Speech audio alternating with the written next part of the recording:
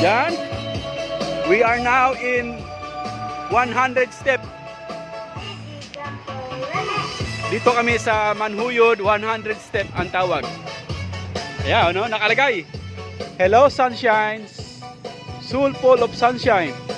Life is short, enjoy the simple things. Ganda rito guys. Ayan, no? Yeah, pwede kang mag-ano dyan. Sounds pa.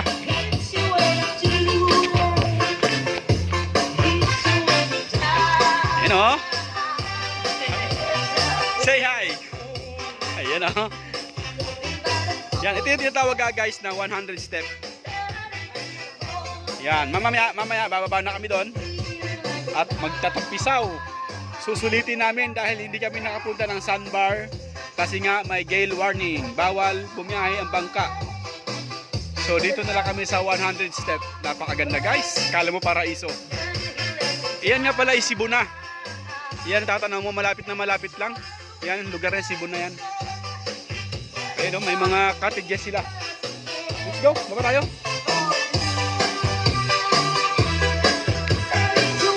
Yan. Ang parking dito is 5 pesos lang. Pagka ganito, tricycle, 5 pesos rin. Yung motor namin, 5 pesos lang.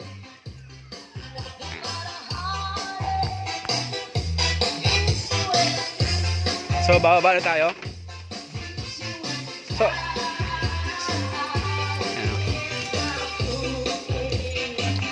So, bilang na to lahat, no? So, 100 step lahat to.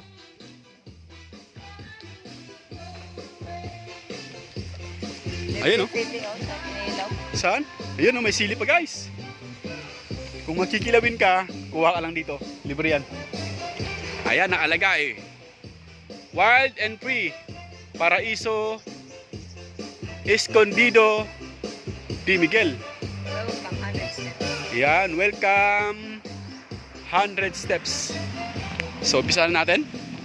Huwag na natin bilangin kasi nabilang na nila to eh. Yan, dahan-dahan lang guys, careful lang no. Kasi nga eh, medyo matarik, may handrail naman. Alalay lang sa paghawak. Huwag magmadali. Ayan no. May mga cottages pa rito guys. Kung gusto nyo mag-stay, pwede yata. Tara natin kung magkano rate.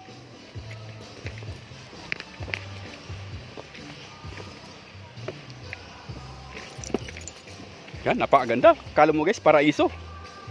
Ayun oh, Nipa Hut Lover's Place. Wow.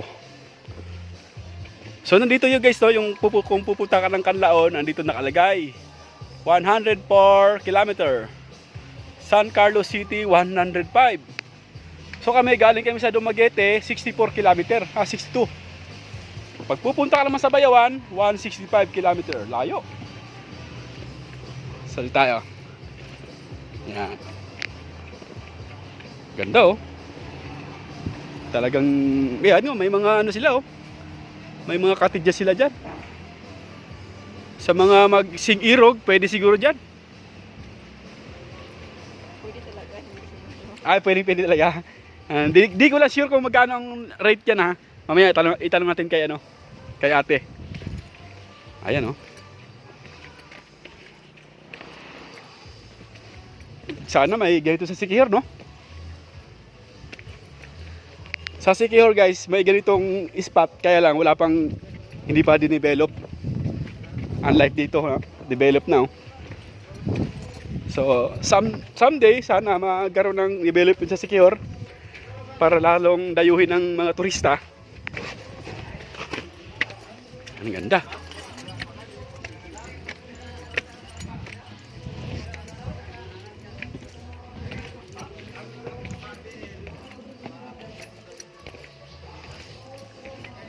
Pwede dito mag-outing.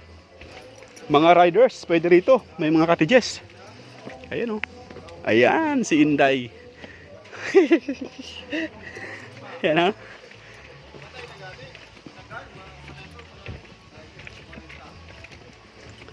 Outsiders not allowed. Ayan, bawal tayo dyan guys. Ayan oh, touchdown, 100 step.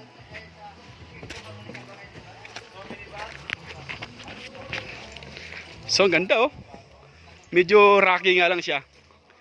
Pero, okay naman so far. Ayan oh. May mga cottage sila dyan oh. So, may nakalagay doon, absolutely no batting, swimming from 6:30 p.m. to 5:30 a.m. So, mayroong mga ano doon. Paalala, reminder sa lahat. Ayan. So, nandito na tayo. Maliligo tayo ngayon. Sulitin natin. Oh, tara, iwatid na dito. Dito na siguro. Ano na lang? Ganda oh. Friend pa tayo. Ha? So yung ano niya, hindi siya buhangin. Bato siya. Rocky kumbaga. Unlike dun sa Siquijor, talagang pinong-pino yung buhangin. Ayan o. So doon tayo galing kanina sa taas. Sarap dito. Talagang gusto mong walang stress, dito ka pumasyal. Yan, thank you Lord. Nakarating na kami rito. So ligo muna tayo guys. Para kahit paano masulit yung biyahe. Ligo tayo. Mamaya daw, mamaya. Yan. Pakita ko lang sa inyo yung view guys ha. Kung gaano kaganda ang ating napuntahang lugar. Ayan o. 100 step sa Manhuyod, Negros Oriental. So binyahin namin to from Dumaguete to Manhuyod. Siguro mga almost 2 hours. By motorbike. Matagal din. Pero sulit naman, napakaganda. So lino ng dagat. Para kang nasa Palawan kapag nandito ka sa Coron, Palawan. Thank you for watching.